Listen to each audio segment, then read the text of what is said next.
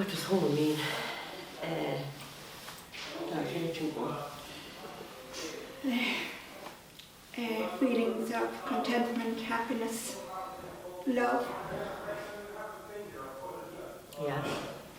Good. Security, I suppose. Safe. Safe place, yeah. Safe. Yeah. I always think of good food and a warm kitchen, and every time I go down here, a nice, lovely hot cup of tea and a homemade scone. And it's just a place that's familiar and safe.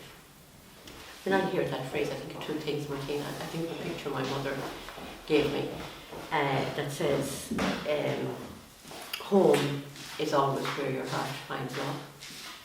And the other thing I think of is a poem written by Martin O'Giro called Fuisha Iabitsa. Shalbe Garage, Imask Mawini, Hearing Banya.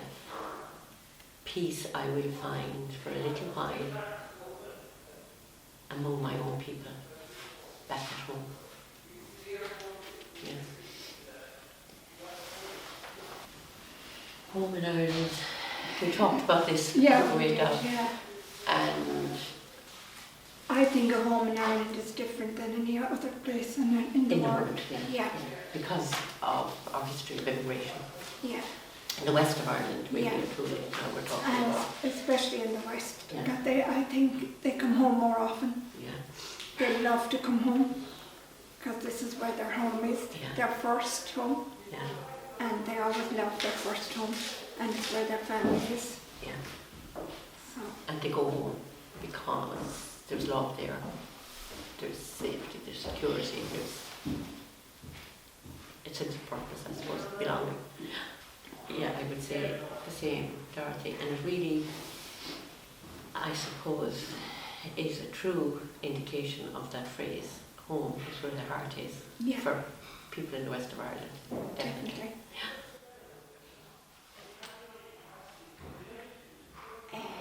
Reflected me very happy, content in my home, truly happy, enjoyed every minute of it. There was my husband, John, myself, and John. So, who's here today, who's demolishing the house. Yeah. Sorry.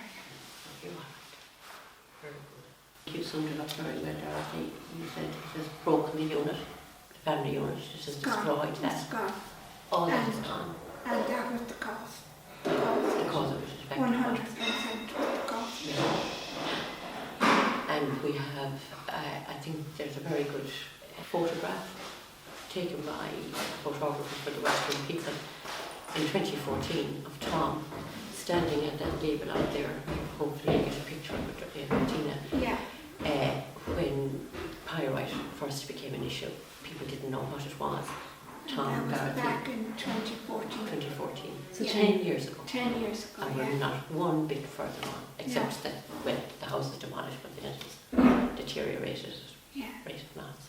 And he's not here anymore. And he's not here. And he So doesn't. that's And he's not going to be here. one less. It is, Oh, yeah, because definitely.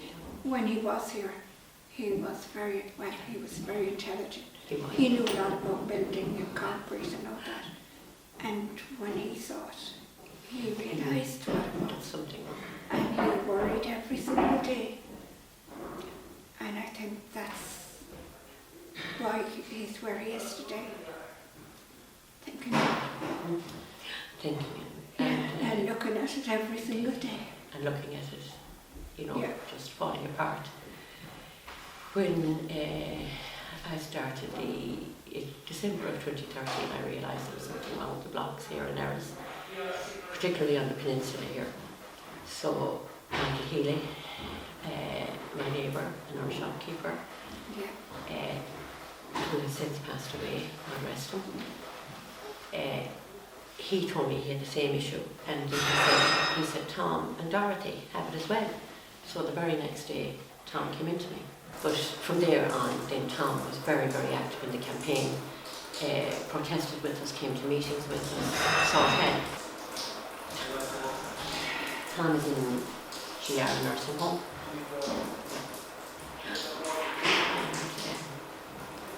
And, it's So tough, with yeah. vascular dementia.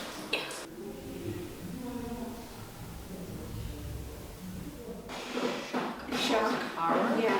disbelief, rage, anger, that we should have to deal with this, Yeah. that it should happen in the first place, Exactly. and Getting to know how many people had it then, you know, because we formed a bigger group then. Yeah. And then we didn't, you know. all our local representatives and our, I suppose, political, you know, people in politics, ministers and junior, whatever they were, feeling forward and Gael, really feeling forward in power at the time when we started the campaign, but they haunted me. We're back every day looking at it and seeing how bad it was and everything, and promised me this, that and the other.